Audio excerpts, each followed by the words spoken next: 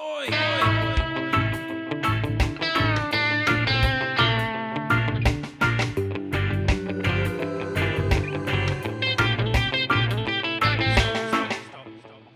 Hello and welcome to another episode of Mind Wipe, the episode of Casting Views where I take another podcaster and wipe their minds of a number of things so they can relive them again all over for the first time. So this week, I always say this, but I am really excited because I've got regular voice on the show, Justin Henson of the Movie Wire.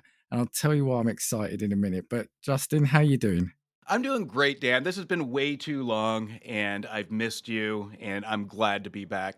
It has actually been a while since we've recorded. We've not done a pilot views for a while. The reason I'm excited, particularly about this episode, is so as I said, you've been on a number of times. So you've been on to do Record Breakers, which was quite funny, Unusual Sports, which is still one of my best rated or best listened to episodes. Of course, you do a lot of episodes on here for pilot views where we review a TV show. But I thought to myself, your pod is all movie based and TV based. And when you're on here now, you're talking about TV shows. And generally, when you're guesting, you're in that same thing. I thought, why is it taking me so long to realize I should get you on for this and eventually the dinner party to find out a little bit about what makes you you? So, yeah, how do you feel about doing this episode? Excited. As you know me, I hate talking about myself, but I think you put this off too long because of how much work it's going to be to put in all the sensor beeps. So you don't want to get into this, mind, Dan. And I think it's the fear that stopped you. It's funny, right? Because again, I'm going to say so. Next week's episode is going to be Josh Scar from Talking Smack to do a dinner party episode. And the reason also is that's a great fit for this month. And you're a great fit for this month because I'm doing a loosely themed movie month. Well, TV and film. So obviously you fit perfectly into that. But the first episode that would have gone out a couple of weeks ago, God, I'm really hoping I'll get my scheduling correct because we're recording this in October. So I'm saying this, but the first episode, so 2 weeks ago, was with Antonio. And we were talking about how, yeah, you're getting, well, at the moment, so September, October has been a bit of a salty Justin in your podcast, hasn't it? It's the tail end of the summer, and you have all that garbage coming out, and it's one of those that I feel horrible that I have nothing really good to bring to the table, but at the same time, I'm not going to adjust my review just to appease a rating.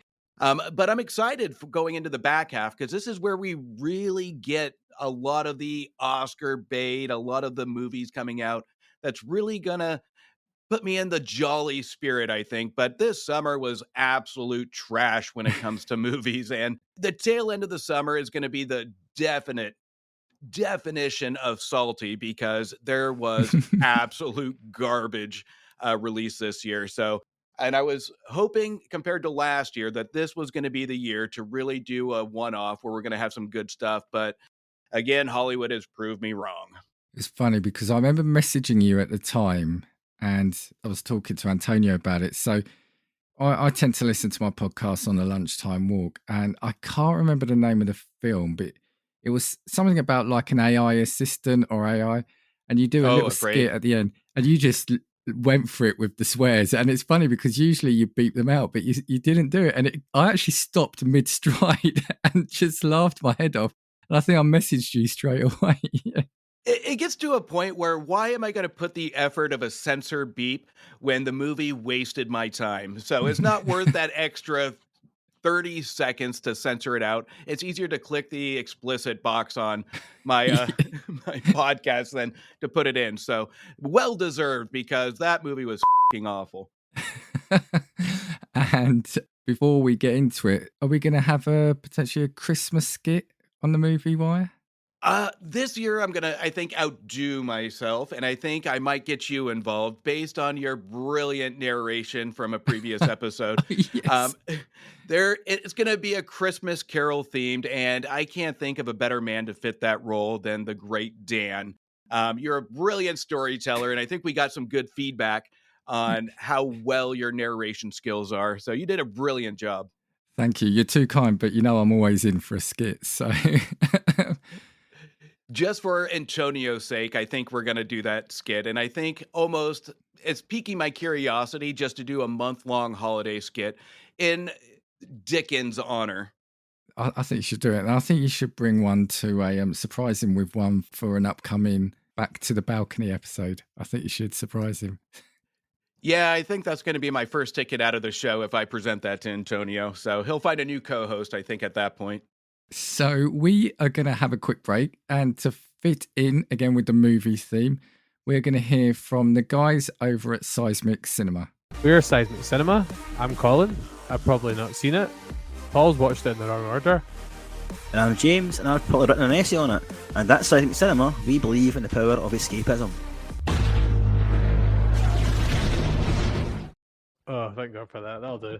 Right, so Justin, we are back. Like I said, I've been really excited to find out a little bit more about what makes you you. You know the format. I'm going to throw a number of categories at you, and you're going to give me 1 to 3 items from there that you would love to relive for the first time. Doesn't have to be your favorite item from that category.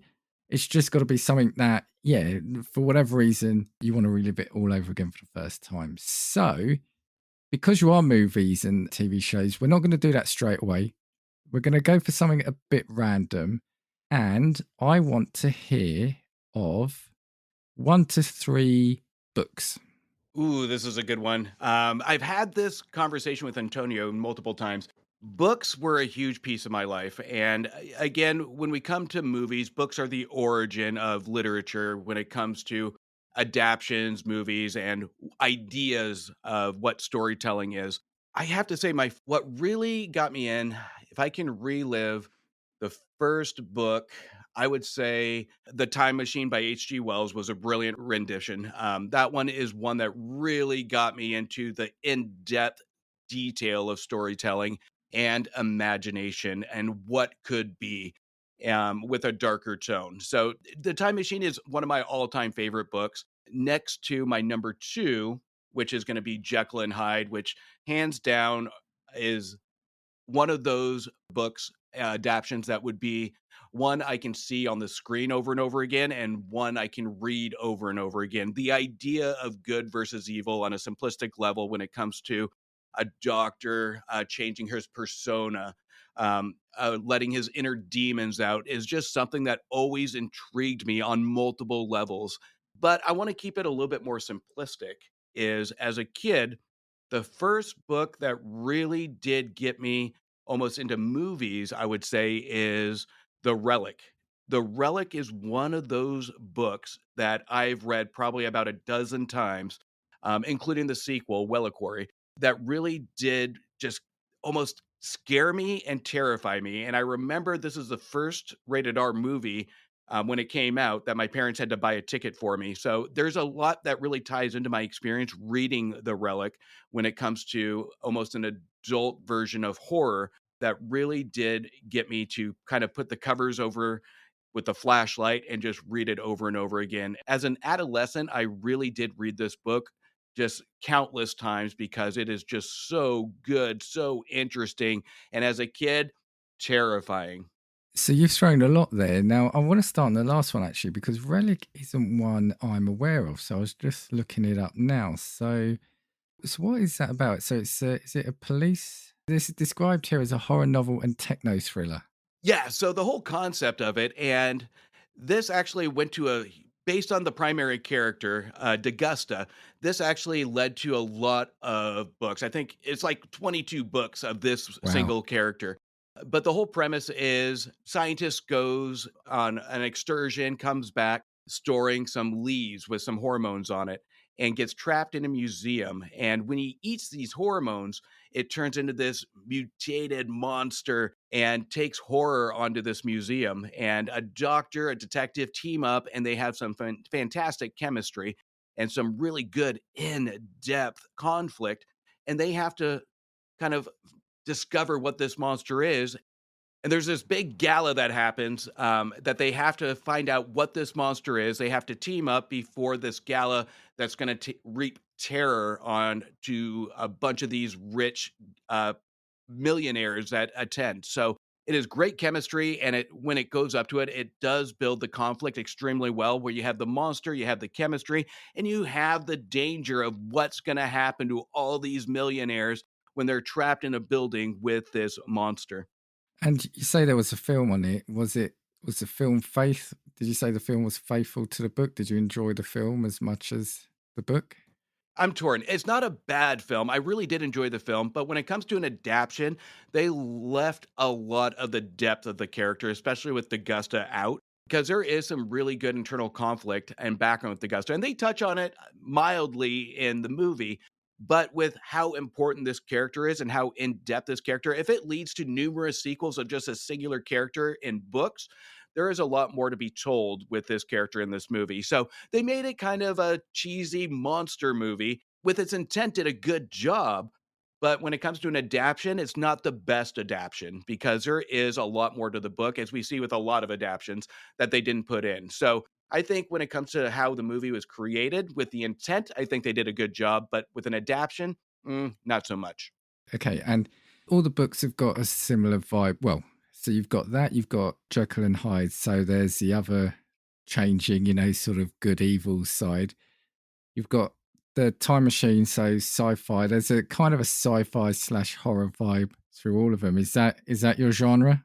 It's not my genre, but it's one of those as a kid that it's the foundation of imagination. And when it comes to Jekyll and Hyde, that one is a behavioral foundation to really peak who we are on the inside. Is do we and I think that is what really what sets the tone of how we grow, and I think it's an important book for everybody to read because it's one of those that you hold in your emotions or you hold in your feelings, and what can come out of that by holding it in, versus discussing it or making it known on a mild level without taking, medication or this experimental drug to have this demon come out. It's a very interesting look, and as an adult, I appreciate it even more, but as a kid, it's a terrifying look onto oneself. It's a terrifying look onto what can be on who you want to be versus who you are.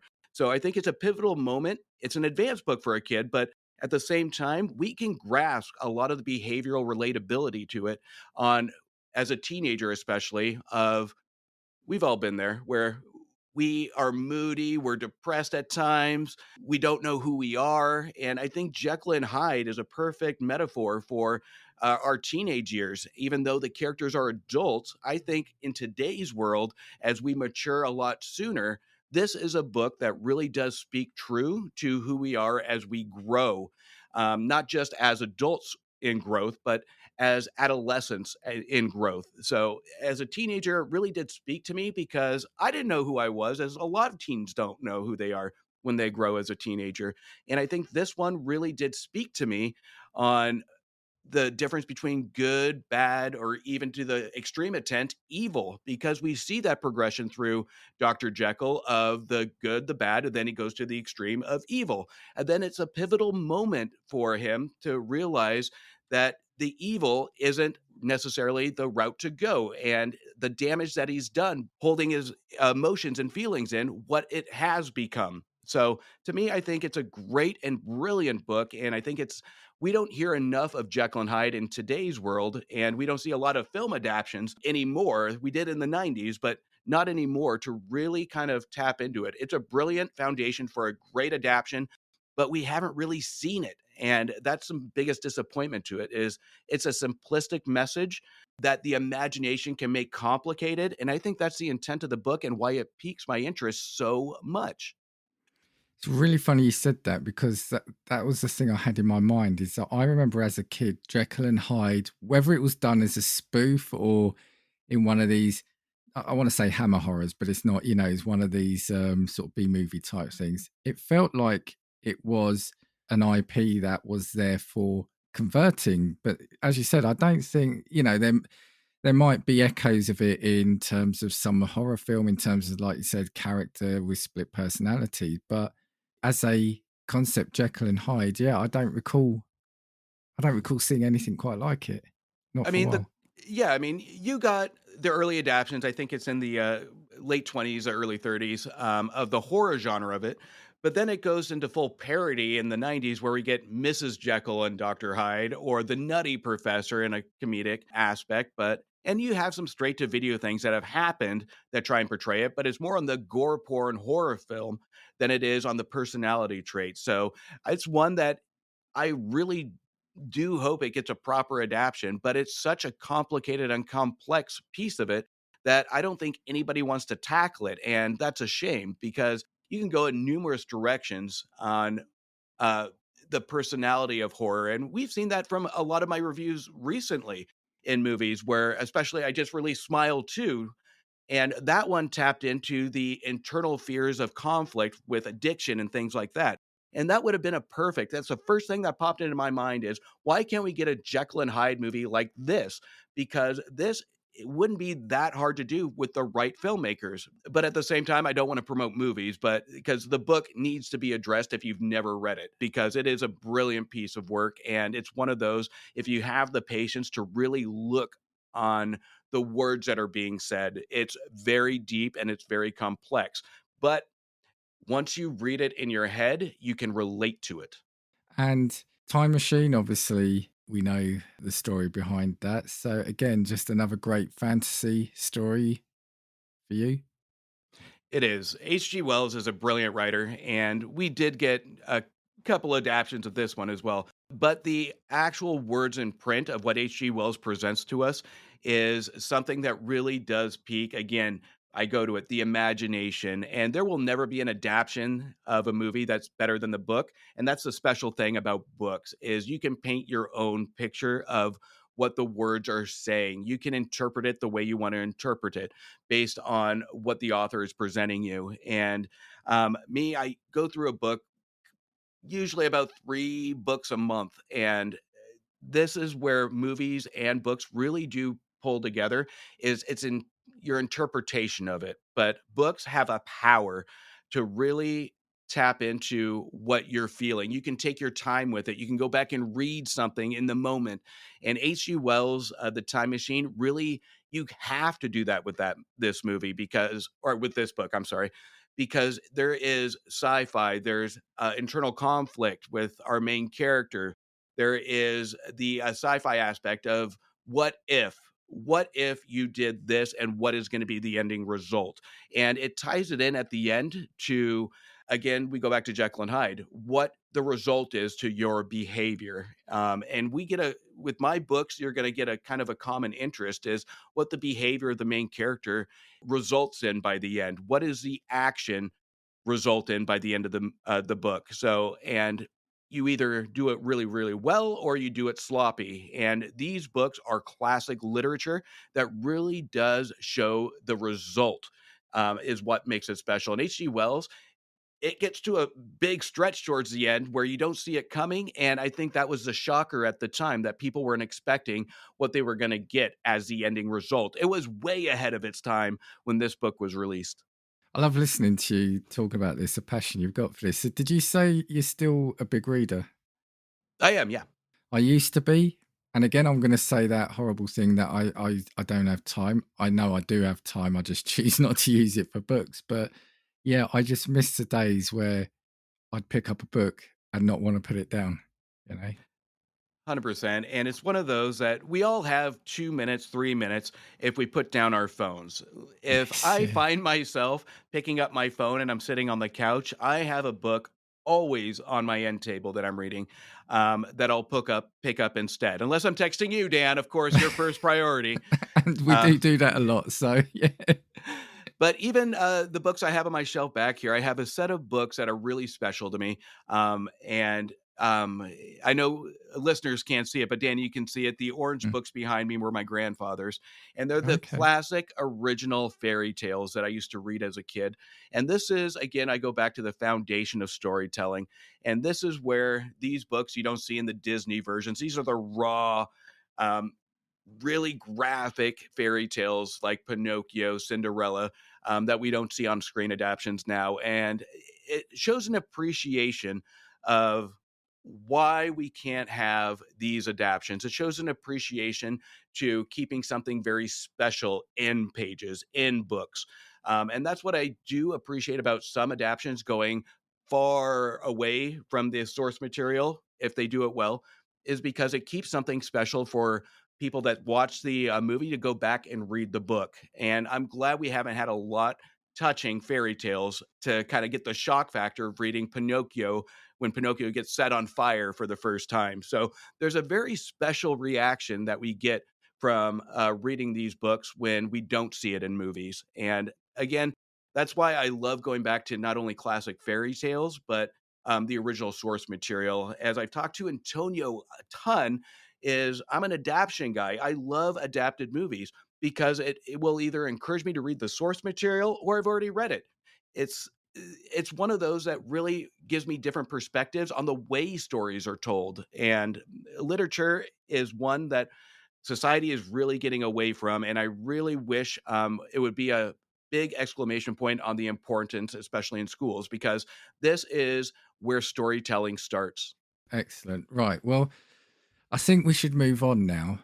So let's do again something different from your normal world. So let's do albums or artists. So yeah, either if there's particular albums or bands or singers that you would love to rediscover again. I still remember, and I'm going to get some chuckles out of this, I'm sure, is putting in the first audio cassette to MC Hammer. And We all did. We all did.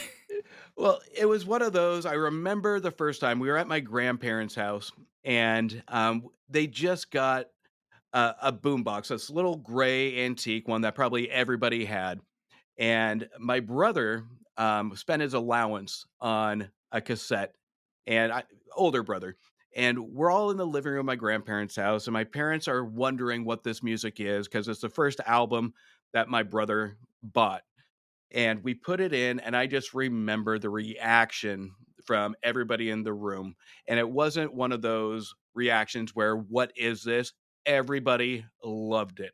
And I just wish I can listen to the music for the first time again, but also see the reactions to the family again, because that was an incredible moment that is indented into my mind. So that would be probably the first album that I would love to revisit.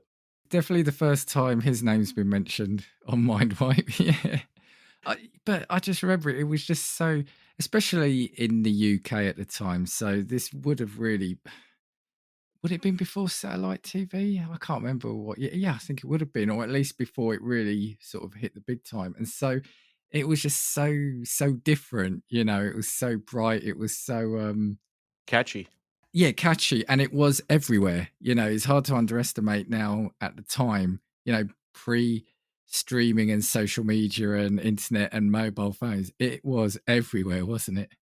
It really was. And me, I'm not a huge rap guy, but there was something special about that one. And I don't know if it's just the music, but the experience, because I've talked time and time again on my show about the experience. If it's a good audience experience, then it's going to be a fantastic movie. And this is one of those that enhanced the listening experience because it's a rarity that I had the family all together wondering and pondering, putting that audio cassette in the boom box. What is going to come from this boom box?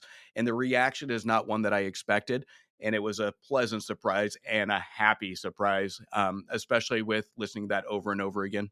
And tell me that you didn't do that side to side shuffle dancing. I even had the parachute pants that I There you made go. myself. There you go. It was made of a sheet. Oh, brilliant. Well, look, that has taken me by surprise, but I love it. I love the choice. So what's next? Next would be kind of the cliche for me, as probably Antonio would say. I'm full of those. Is anything John Williams? I know the first John Williams music I listened to was, of course, I think everybody can agree, is Jurassic Park. It is the most infectious composition when it comes to finding the tone of the adventure, the curiosity, and the emotion with a melody that is so simplistic. I remember playing it when I was in band, and my band teacher hated it because it was a crowd pleaser and it wasn't something to enhance the learning experience because it was so damn simple. But just what Williams did with the simplicity of it, and we even saw that from Jaws, was something that really did make me appreciate the creativity of even though it's simplistic, it's something that everybody can listen to and enjoy and show an appreciation to the classical aspect without lyrics. And even as a kid, I was 11 years old when that came out. That is a tape that I think I overworn when it comes to playback about 3 times. I went through 3 audio cassettes of this soundtrack, and it's one that really did make me appreciate the classical aspect, and it actually did make me pay attention to the music going forward in movies. So do you say that was specifically Jurassic Park?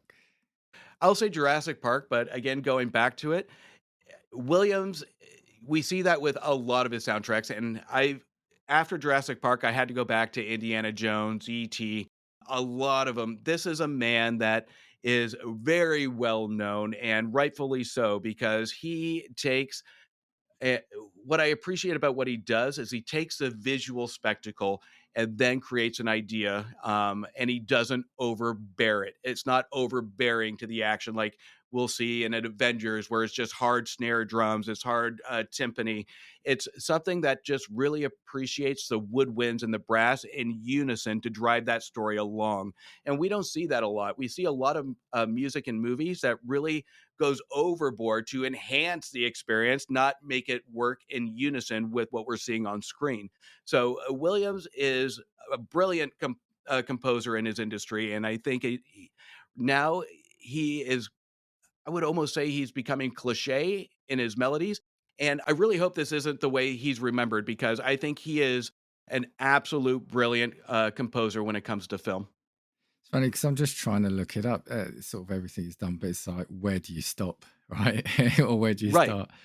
And it's really interesting because, again, while you were talking as well, your love of music. So I was thinking, some people see music as just there's a soundtrack, a compilation soundtrack slapped onto a film, or you've got people that take time to think about the music they're going to attribute to a film, etc. And I think it was in your was it your Deadpool and Wolverine review where you were talking about the Like a Prayer version? You know, you went into it on that, so it's clear. Obviously, it means a lot to you to have the music must add something to it as well, right? Oh, we're seeing that more and more with a lot of that integration to really enhance the experience. And that's one that when it comes to Deadpool and Wolverine, that it has lyrics, but it enhances it because it's not full lyrics. We get a very clever composition to support to support the lyrics and the melody, but it's one of those, it matches the movie perfectly on what we're seeing. And I really did enjoy that. There's probably like 4 or 5 different versions if you bought the vinyl of the composition of Like a Prayer, and you can tell there's some thought that went into how each action was going to integrate this song. So that is a I love that you brought that up, because that is absolutely spot on, because I've listened to that composition numerous times. The soundtrack I bought the vinyl that actually isn't on there, but I remember when I watched the film, the version of Like a Prayer they've got in there, I just think is amazing. I've not heard that mix before, and yeah, I've continued to listen to it. And like you said, it's a perfect marriage of music and movie. But yeah, okay. So what's your third? It would have to be listening to one of Benny Goodman's albums, especially Sing, Sing, Sing, which was a notorious jazz song that really did spark the excitement, the party element, that really get the toast happening. And that's something I think now we don't really get, but back as a kid and having appreciation for classic jazz, it's one of those that it is almost impossible not to toe tap, especially with In the Mood. These are some that were used quite a bit in movies and stuff like that. But this is one you can listen and just close your eyes and just entertain yourself and have some fun with it. It almost tells a story of a simplistic level of picturing yourself in the 40s, just at one of those speakeasies, and just really takes you back to the time element. So I have to say it would be one of those albums that no matter which Goodman album you get, it's going to be something that's going to make you either toe tap or close your eyes and it take you back to that era and put yourself in there. So, and it's something that with me, I don't get a lot of in music today. So again, I had to look it up because I'll be honest, the name initially didn't ring a bell. But are you saying it's going to be one of these artists where you've definitely heard it, even if the name doesn't jump out? It's going to be in a lot of films and older era films. Yeah. The moment you hear it, you're gonna say, "Oh, that one, that guy." It's completely recognizable, and even if for some reason you haven't heard it, it takes probably about 12 measures, and you're sold. Okay. Final question on this then. So is music still, well, I think the answer's clear, but music still an important part of your life as well? So do you take time out to listen to music? I do, and with me, it's kind of funny because I think I said on my last episode is I'm not familiar with a lot of artists unless I listened to them as a teenager. Today, I'll listen to a song and I couldn't tell you the artist unless I grew up with them. It's one of those that I can tell you directors, producers, casting directors, but for the love of anything, I can't tell you the artist. Even if I really like a song, I'll look at the album, I'll research the song, I'll listen to the music, but 10 minutes later, I don't know the artist. So it's one of those that just doesn't resonate with me, even though I do love the music. Even today, I kind of find myself revisiting music or trying to discover things of the 40s, 50s that I didn't. I'm a big doo wop fan because I think those songs are just a lot of fun and they do kind of attack it on an emotional level of relatability. And I don't really see that in songs today. It's really kind of just a single note song that comes out and it just doesn't relate to me. So I'm old fashioned when it comes to music. So I do listen to music, but not current music. It's funny you say that because again, everything you say, I'm thinking parallels. So music has always been a massive part of my life. I've always loved it. But if I think about it nowadays, while I'm still buying vinyl, I'm listening to albums, it's not necessarily contemporary music. It's not anything mod I mean, I'm not saying I don't like it or I don't listen to it, but I find myself going back to albums from 20, 30, 40 years ago. Just today, I bought an album. It's funny what you were saying about MC Hammer. There was a tape I bought when I think I worked out I was around probably 15, something like that. I probably wore that tape out a couple of times. It's been out of print for 30 years. They released it because it's National Album Day last week.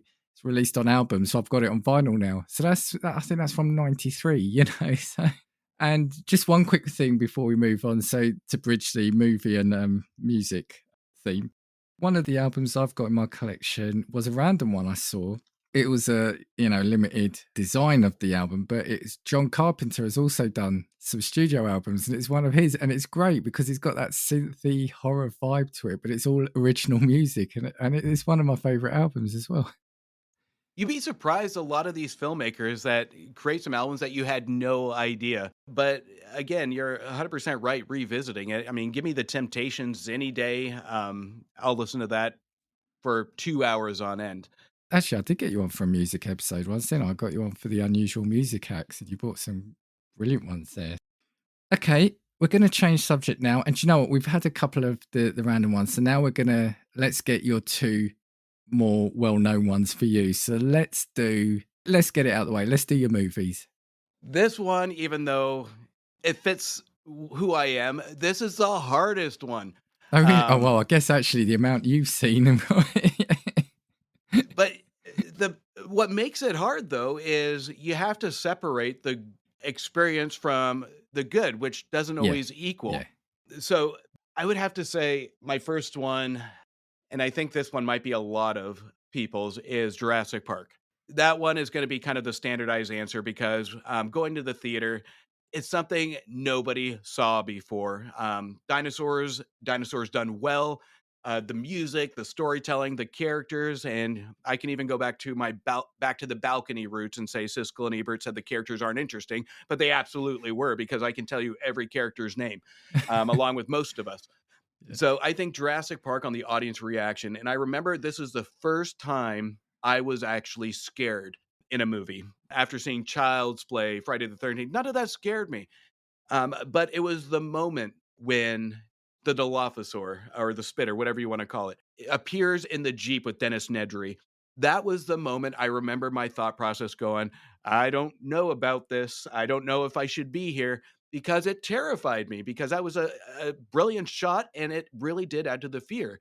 But I think the reason it was be one that I would want to revisit, it is one of the only movies my grandmother went to, especially with us. She wasn't a movie person.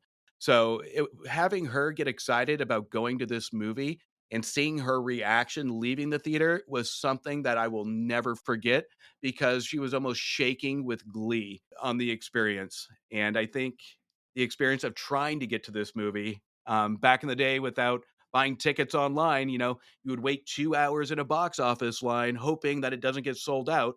And you would dedicate that time to see this movie. And it made the reward that much better. Is I think we did 3 weekends of standing in line for an hour, hour and a half, only to find out it's sold out and try again. So by the time we got to that theater and seeing the reaction of not only my grandmother, but the audience just kind of screeching in terror, really did make for a unique and memorable experience for 1993 and anytime in the 90s. If you're of a certain generation, and I'm not going to put an age on you, but if you're of a certain generation, that film is iconic, isn't it? It has been on here before. If you were asking me this, I would be picking that, because I remember just being, and the word I'd use is it captivated at the cinema. I haven't seen it for a while, but I would still say I can imagine in my mind the effects would still hold up, I think. But for me, the scene that always stands out in there, and I know I've said it a couple of times here, is the cup of water on the dashboard, with the vibrations of the T-Rex. That for me is that is cinema for me. Yeah. The guitar under the glass of water to create the vibration. It's brilliant filmmaking by Spielberg to get that just small detail, and that's what made it special, is adding the build up to what's to come. The T-Rex Yeah. scene was one to make you hold your breath on what's going to happen, but then it's anything that happened after to kind of just hold the carrot and dangle you Yeah. until we see another interaction. But I think the small practical effects, especially with the guitar, is what makes it hold up today, because this movie didn't have, as many people want you to as studios want you to believe, is this had more practical effects than CGI, and that should be just a hint to Hollywood that practical effects, if they're done well, can still hold up today. Yeah, it was a great film. It was a great film. Definitely no arguments for me on that choice. So, what's your second? This one, I think, if we're basing on the experience of the audience reaction, this one might come as a little surprise to you. It would be South Park, Bigger, Longer, and Uncut. Okay. So when it comes to this one, and there has never been a movie until I saw Dix the Musical just recently, I think last season, that got a bigger roar of applause, and to the point where you hear people almost hyperventilating with laughter.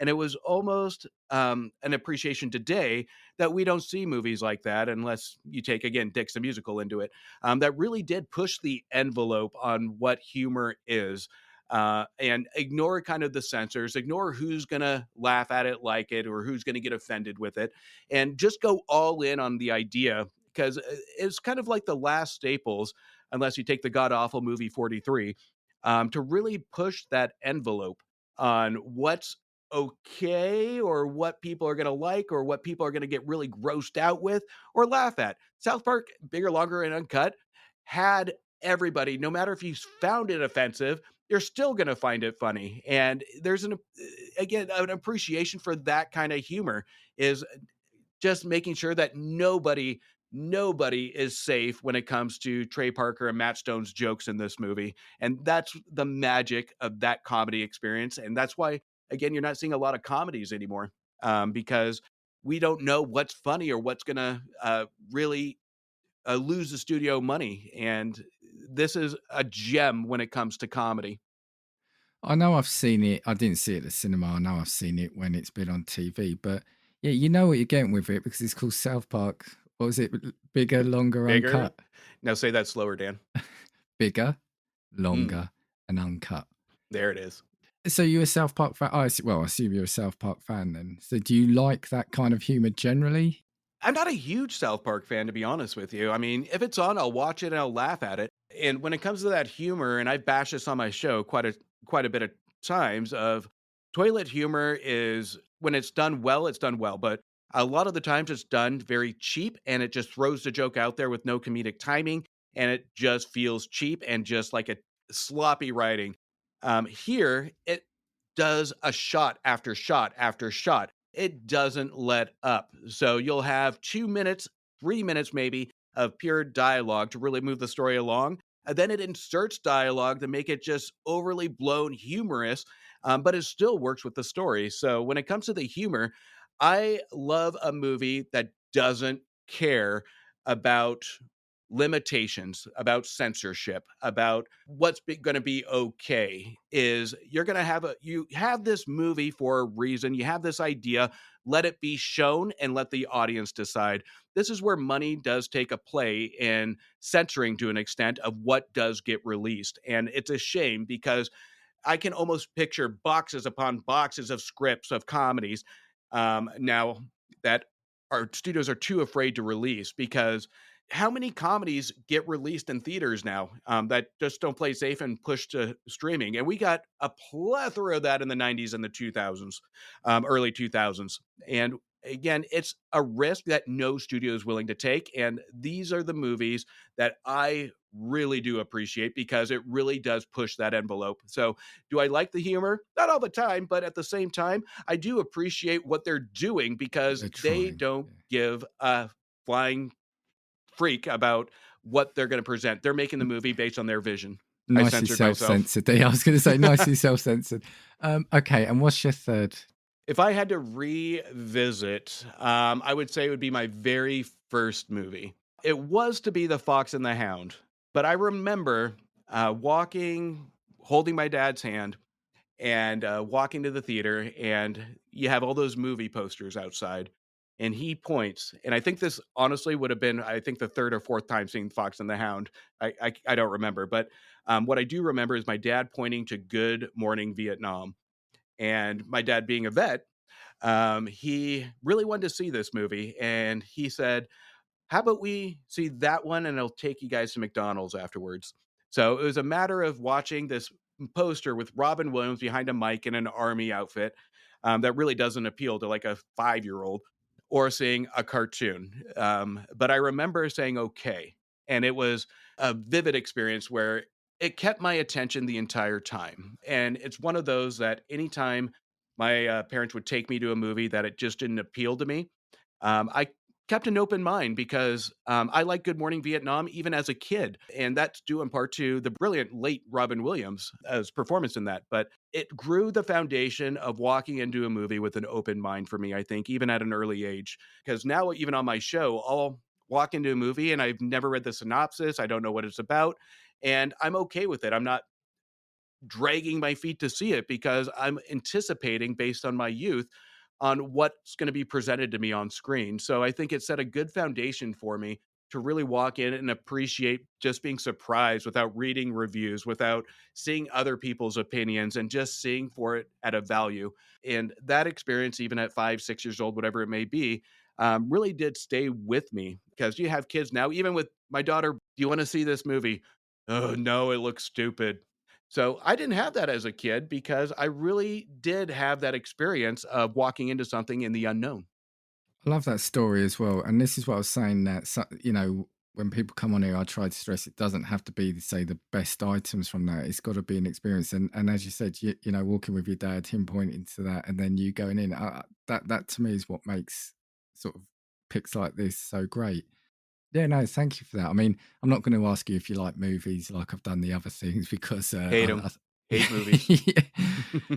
But no, thank you for all those. So let's move on now to the companion piece to this one. So let's do TV shows. I know you watch shows because we've discussed a few on here. So yeah, TV. So this one, surprisingly, unless it's doing a show with you, Dan, I don't watch a lot of TV. But I do have a lot of my go-tos. If I just kind of want to get a blanket, turn off my brain, and take a break from movies to kind of do a reset.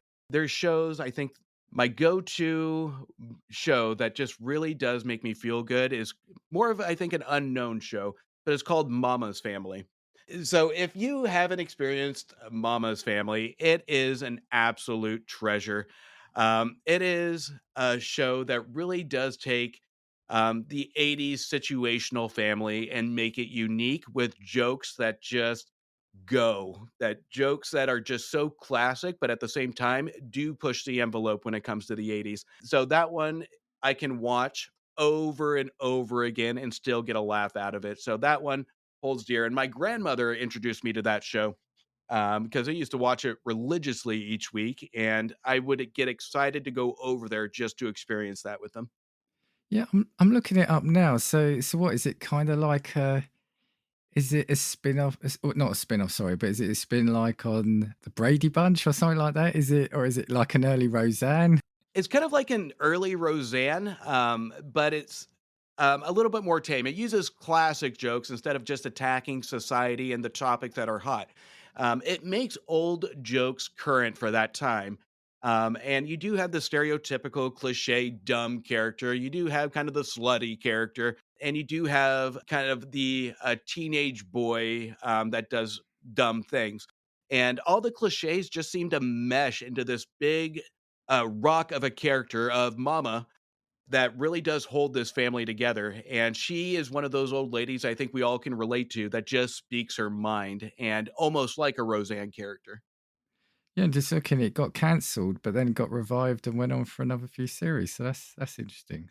One I don't know much about. So yeah, I'll have a look at that. Maybe. Well, no, I'm not sure I'll get it. I was going to say maybe we do a pilot views on it. But okay, what's your next pick? Next pick is going to be one that I think, again, I can watch over and over again. I remember the first experience watching it is the chemistry between our two main actors that everybody knows. So the show is going to be Boston Legal, and it stars James Spader and William Shatner as lawyers. This one is solely driven by chemistry of these two that you won't see on any TV show. I in my memory, this is hands down the greatest chemistry of a pair in TV history. You have James Spader as a suave lawyer. You have William Shatner that's older, that says whatever he wants, and he blames it on mad cow disease, but it's actually Alzheimer's. And it leads up to something very sweet. This chemistry grows, and you really have some empathy for these characters, and you really fall in love with these characters. It's one of my shows that I really wish a lot of people would take a watch because it is absolutely lovely.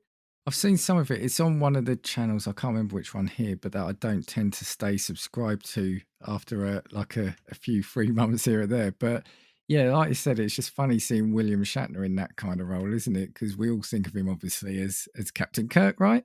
But yeah, him and James Spader isn't a double act you'd think of. They're so contrasting, but it just works. It's ones that the lines just reminisce in my mind of through the episodes. The chemistry is spot on. If you haven't checked it out, Dan, you need to check it out because it's absolutely incredible. Okay. And what's your final pick in TV? This one was hard because it's split between three. I was thinking of Lost, Sliders, and actually Roseanne to an extent. But I have to go with the most memorable one that I remember experiencing to the season finale, where they actually presented a watching party at a theater, which is Lost. So that was kind of the tiebreaker when it comes to the experience of it. This is Sorry, one you that I got would a watching party at a cinema, did they? They did. The series finale was at a cinema, and the audience reaction to it was amazing, even though it wasn't opinion. Again, everybody's opinion is Yeah, different. To yeah. me, I thought it worked out pretty well. But this is one that I would get excited for each and every week. And this is one that I think started the why I hate watching TV series week over week instead of just watching it when it all comes out, because the excitement and the anticipation for the next episode drove me nuts. It's one of those rare shows at that time that really did dangle the audience each and every week to see what would happen next. Yeah, I don't want to talk too much about it because I know we probably will do it. I mean, cat's out the bag there. We probably will do an episode on it ourselves. But yeah, I remember having a bit of a love-hate relationship in the sense of, like you, I loved the show, but hated having to wait a week to see, and it was like a 22 episode run, the first few seasons anyway, right? And again, it's one of those ones I have to say, look, whether you liked it or not, I don't think you can deny it, especially the first season and the trailer. I remember the trailer that ran in the UK. It was iconic, right? It's going to hold a place in TV TV charts, TV listings, TV memories, just because what it was at the time. I think it was something so different, wasn't it? Well, you take the pilot, and again, I won't go into depth on it. That's for another Casting Views episode. But right from the first moment, I remember this being recommended, I think 3 weeks after it premiered, saying you need to watch this.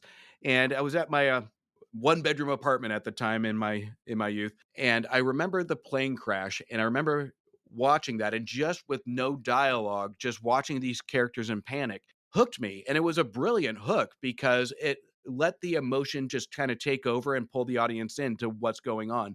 So I think this show is one of those shows that, with me, I almost don't want to revisit it. And if it does come to pilot views, hint, um, I probably won't rewatch it because it was perfection the first time. And I remember every single episode of the experience to it. All right, look. So I hope you don't mind. I think we'll leave it there for this subject. Move on, but yeah, stay tuned at some point, probably in the new year, because I think this is going to be a great episode. A subject now that I know you've spoken briefly about, and when I say that, it's because I know. So we're going to go on to games, right? So video games or board games. When I say a little bit, because I know you played the recent RoboCop game, right?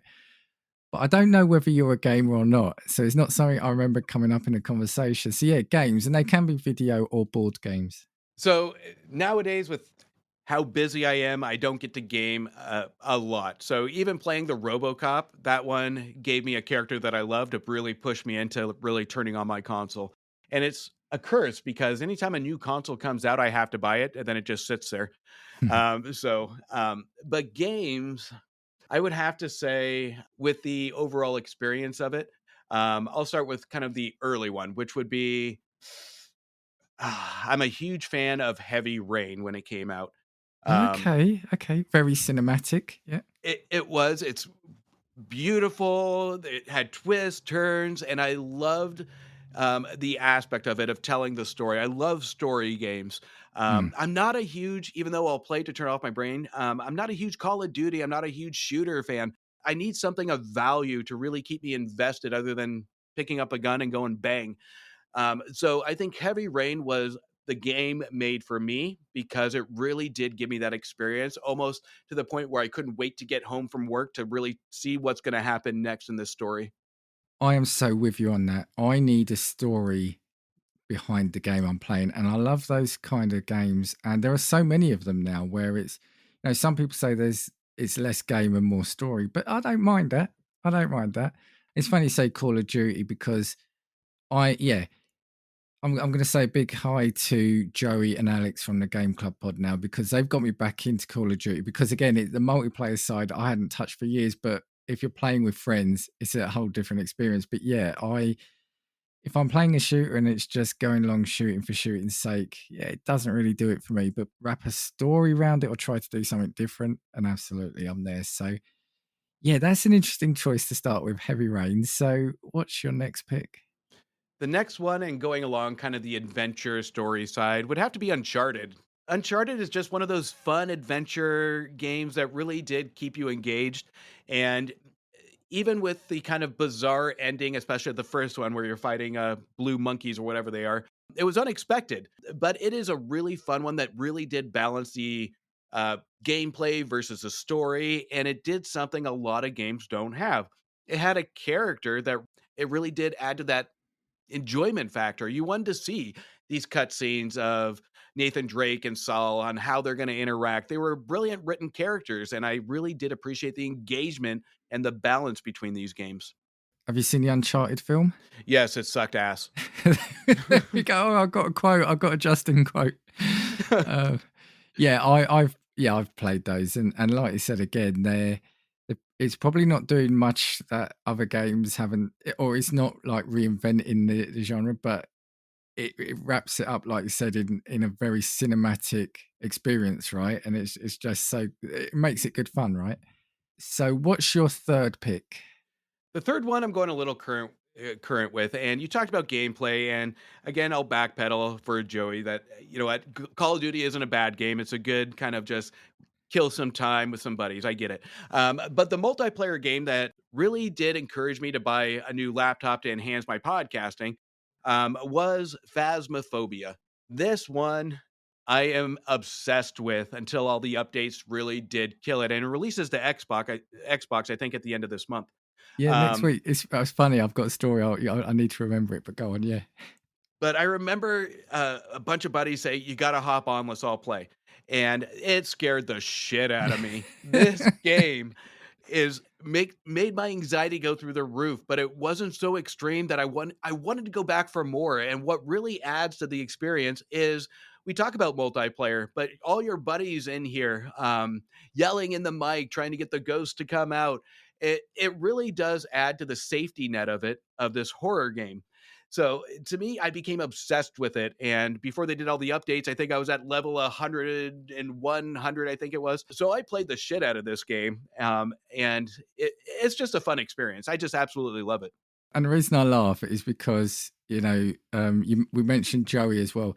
What's funny is, yeah, you said it. So it releases on the Xbox. So we're recording on the 25th of October. It comes out the 29th, so Tuesday. And Joey, for weeks, has been telling me, he was, when he heard a couple of months ago that it was going to come to the consoles, and he was saying to me, "Do you know what it is?" And I said, "No, never played it, never heard of it." He goes, "Well, don't look into it." He goes, "I can't wait for it to come out." And now we're geared up to play it because I haven't got the experience. He knows he's played it, but yeah, he's saying that he can't wait to sort of see me play it with him and a couple of the others. So yeah, I find it so funny that you mentioned that, because again, it's not a game that was on my radar until just recently. Please live stream that. I want to see your reaction on the first time, because I will be there on the release downloading this just to play. So I can't wait to see your reaction. I'm going to be online with Joey after this, actually. So again, hi Joey. So do you have a console, or do you? Or do you have it on the? I know you have it on your laptop. You said, don't you? Well, I have it on my desktop now, and then upon release, I will download it to the console. My disappointment with it is with all the updates. The updates kind of took away, in my opinion, a lot of the simplistic fun. But again, it's still a fun game, and if you haven't played it in VR, it's absolutely terrifying. So maybe we'll see you online. Maybe we'll see you online. 100%. Right, right. Okay, so we've done that. I'm just looking at my categories. So we've only got a few left. So let's do shows and gigs. Now, you don't have to pick the one that you bought for me when I was in Seattle, because I know that's going to be up there already. But yeah, I mean, you can do. But yeah, shows and gigs. Do you tend to go to either? I'm a big musical guy. Every year I'm at the Fifth Avenue or the Paramount in Seattle, and we had the pleasure of going to the Fifth Avenue while you were visiting. I'm a big show guy when it comes to that kind of stuff. And the last show we went to was a little taboo. Apologize, Dan. Um, but when it comes to it, it started kind of in middle school. I remember seeing my first musical, and that was Oliver. And it was with, some people might know, maybe, is with Brett Davern, who was in the Pool Boys, Beautiful Ohio, with William Hurt. He was Oliver before he went through puberty. And he really did get me into musicals because, one, as an eighth grader, you can tell his talent. He was brilliant. It was at our middle school. So after that, I became obsessed with musicals. So thanks, Brett Dammert. Appreciate you.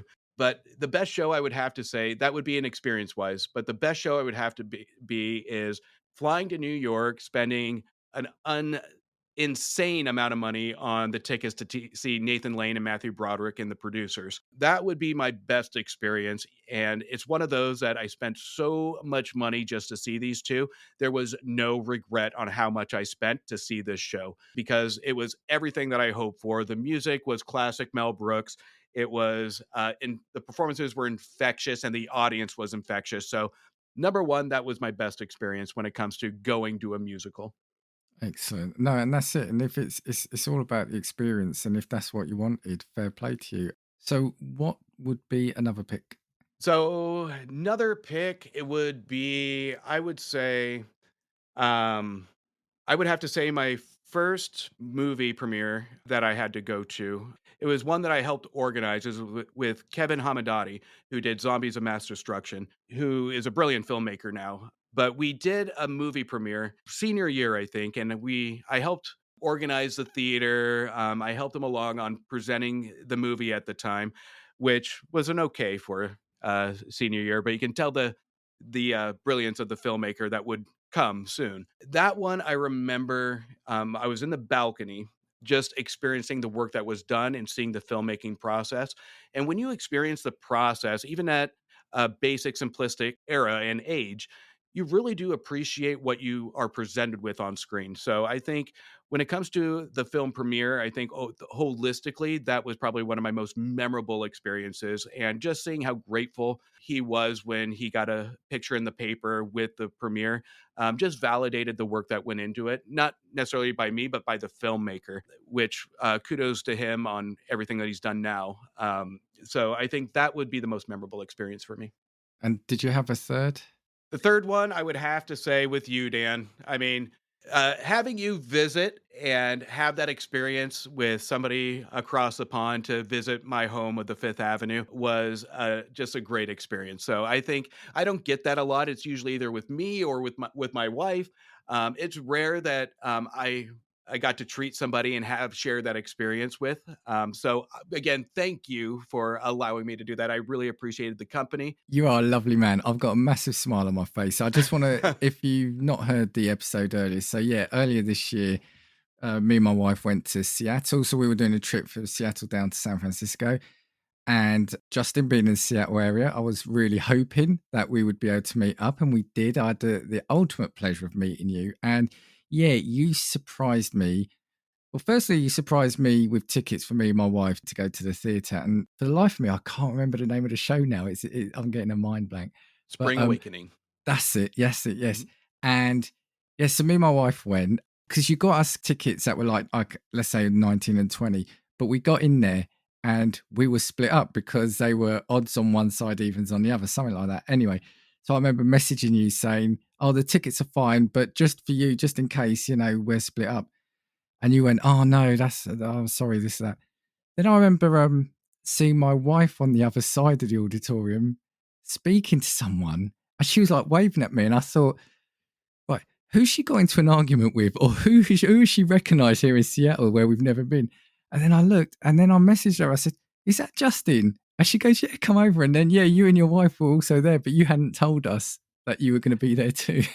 To me, that just added to the experience. But again, I told you before, I was so nervous that this was going to work because after hanging out with you for the day, battling Seattle traffic, I think we had an Yeah. hour gap. I didn't know how it was going to work, but it was a sigh of relief that it did because I absolutely loved the experience, given the show's awkwardness at times. And Um, we were sitting next to each other. yeah, I could feel you side eyeing me on what did you get me into. But I think just the overall company of it and just everything working out just is something that will stay with me from time to come. Bless you. You're a lovely man. And yeah, it was a great day. And like I said, yeah, you'd got me. You also introduced me to day drinking, which was great. You're welcome.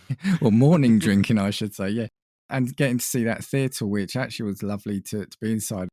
Oh, listen to us. You're a lovely man. Right. So, Stop. right, we've got two random ones now. So let's do food. I know I left this off the list to you, but and I told you quickly beforehand. Do you have food or food items? Are you a foodie to start with? Uh, Honestly, I'm a simple man, so I'll eat whatever's in front of me. So I'm not picky. But if even if we go to my one of my favorite dishes and it is so boring and simplistic, I like a good stew. Just meat and potatoes, carrots, onions, just a good stew. There's nothing more comforting than just something like that. And it's not fancy. It doesn't need to have all the culinary skills to it. Just put some meat and potatoes in a bowl on a nice cold day, and it's absolutely lovely. I'm with you. And a chunky bit of bread with butter Ooh, on it yeah. for me. Yeah, yeah. Ooh, Yeah, no, I like that. I like simple food. I like home comfort food. That's might have been cooking for hours, but as long as it's just comfort food, I'm there. I'm there. 100%. Any other picks? Going into the comfort food, I'm a big fan of chicken fried steak.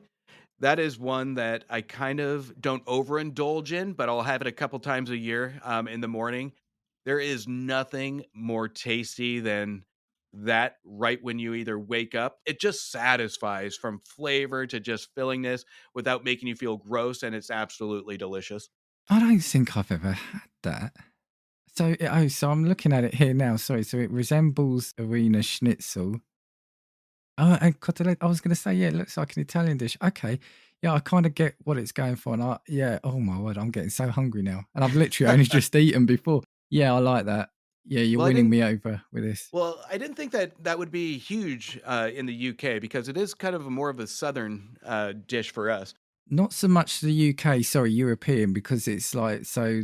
I'm again looking at Wikipedia. There is an Italian dish. My family being Italian, there's a very similar dish that I grew up having to that. Yeah. Okay, very nice. And do you have a third choice? God, almost going into the relatability of chicken fried steak, I'd go with chicken parm. That one, if I go to a restaurant, that one is usually a safe bet. I don't like to try anything typically new unless my wife forces me. So that's usually something that I will just be my go-to if I go to an Italian restaurant because you really can't go wrong with a good chicken parm. So I got a screen full of images of chicken pie looking at me. It's either Yeah, that or just a standard go to a restaurant, play it safe, and not want to think, and just order chicken fingers. I'm looking forward to getting you on for the dinner party episode. What did we have? We had fish and chips, I think, didn't we? What did I have? It was I can't remember when. shrimp something. That's it. Yes, I think you had Yeah. like a shrimp mix. Yeah, I think I had the fish and chips. So right, last two. The experience is almost over. So this is one I know you've got a couple of things we spoke about because we were going to drop this or not drop this, I think, weren't we? So it's it's sporting events. So as I said, you don't have to have taken part or even attended. It could be something you saw on TV. But yeah, I know you've got a couple of things you want to say. So yeah, talk to me about sport. I am the most unathletic person you will ever meet. Next to Um, me, my friend, next to me. oh, let's have a challenge on this on who trips first during a run. But me growing up, I did the little league stuff. I did sports. It just wasn't my cup of tea. I get it. I like the team aspect of it, but it just sports sitting and watching people on a field or kicking a ball for 2, 3 hours, unless there's alcohol involved, I'm not really interested. So in high school, I was dating a girl way more attractive than me. And she encouraged me to sign up for some would call it a sport, some would call it a competition, whatever it may be. But she coaxed me into becoming a cheerleader. So this was not me as a cheerleader. This is the pivotal guy trying to impress somebody better looking just to stay with them. I love And that. I love that. it's there was four of us, and the other three were top-notch popular guys. And then you have the unconfident Justin that goes, I can do it. But this one, I think, is one of the best experiences and best sporting events for me because, as a lot of teenagers have, we have confidence issues. We have not knowing who we are that I spoke to earlier. And this one really did speak to me and it taught me a life lesson is with peer pressure, I kind of forced myself into it as well. But I actually became a cheerleader senior year, and hands down is one of the best things that I could have done for myself and my confidence because it really did force me out of my shell. And I remember the first football game. It was I think a homecoming game. And I'm sitting there in my green warm ups, my overly heavy sweater, and this huge auditorium with the bands playing, the pet band playing, and I'm like, "What in the actual am I doing here? This is going to be awful." And I remember I couldn't even raise my head from the track field of the football field because I was so shy and embarrassed, even though I had trained and practiced this. But it took exactly 10 minutes for me to say, "This is awesome," because it built a great friendship. It attracted me the attention starved person that I am of people looking at me and looking at the group.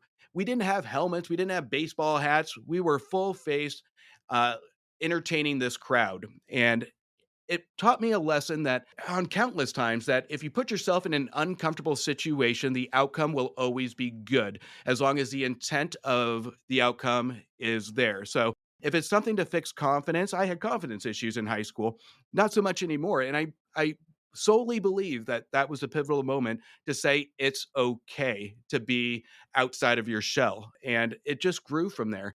I used to even shake talking in front of people before Wow. that moment. And now I absolutely love it. And I don't think it would have been that case. Even I probably wouldn't even be talking to you right now if I didn't have that pivotal moment of that team aspect and that entertainment aspect of that big crowd, all eyes on me.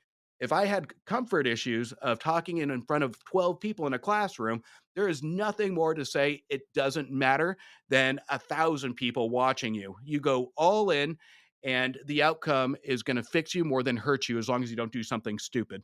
I just want to say thank you for sharing that. That's an incredible story. And I love how it went from initially you're doing it obviously because you were trying to catch the eye of a girl. But the fact is that you ended up enjoying it and it helped you in a number of ways. I think that's just a fantastic story all round. Well, that and it created relationships. I mean, out of my groomsmen, I had 5 groomsmen, and 2 of them were my cheer partners. So that came out of it. So the other one couldn't join us because he's in the military. So, but I got 2 of them to be at the wedding. So it built a great relationship. It's funny, isn't it? Because even podcast, right? Yeah, you're recording it, but you're putting yourself out there. There's a vulnerability about that, isn't it? And also, meeting people. So the first time I would have had to meet with yourself and or Antonio, there's always I'm not going to say, I love talking to people, absolutely, but I'm not going to say I'm comfortable for the first time I, say launch into a video with someone until you then start talking. And yeah, if I just look at the relationships, like I said, having met yourself and Antonio and the Wilsons, all the people from the Podpack now, I just think I'm so glad to have got to have done this. And like I said, it's if you believe truly that you wouldn't necessarily be doing this for that one catalyst moment back at school, yeah, the world's happier place for you having done that cheer class. Oh, Dan. But it really does go into kind of what I talked to earlier with the time machine and Jekyll and Hyde is we're in constant growth. And it's one of those that you might not be able to push yourself forward by yourself, and not everybody can, but it might take an event or an individual to kind of push you in the right path. And whether that happens in your teen years, your 20s, 30s, 40s, 50s, even 60s, it doesn't matter. But it's something that you have to agree to take that jump, that leap. And podcasting's done that for thousands upon millions, if that, of really putting people out there to have an individual voice.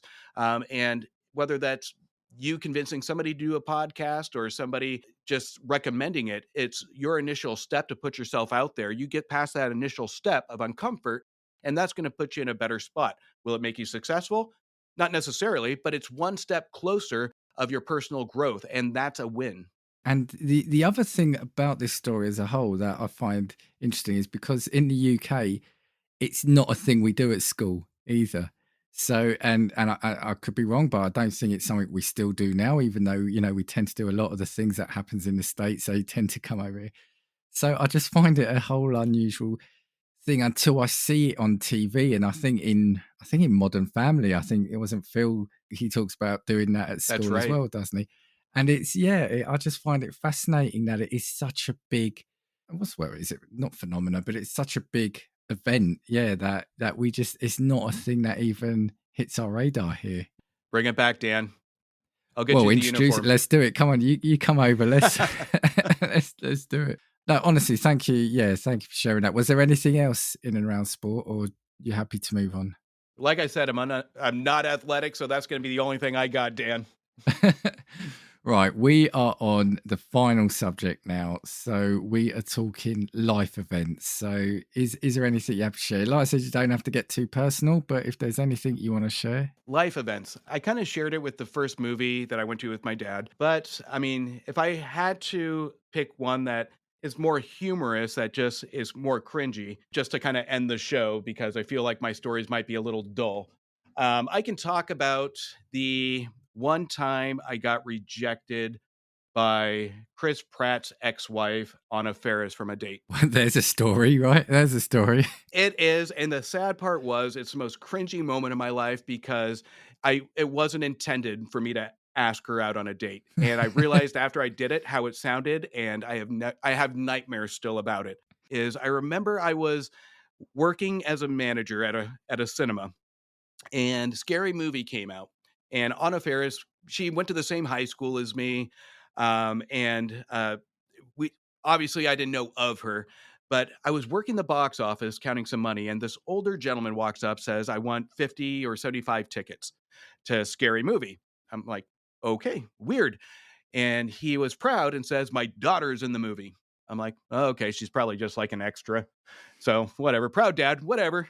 Yeah. 7 o'clock rolls around, and this big entourage of people walk in through our glass doors, and you see Anna right in front with two Calvin Klein model looking guys that I think were her cousins, if I remember correctly.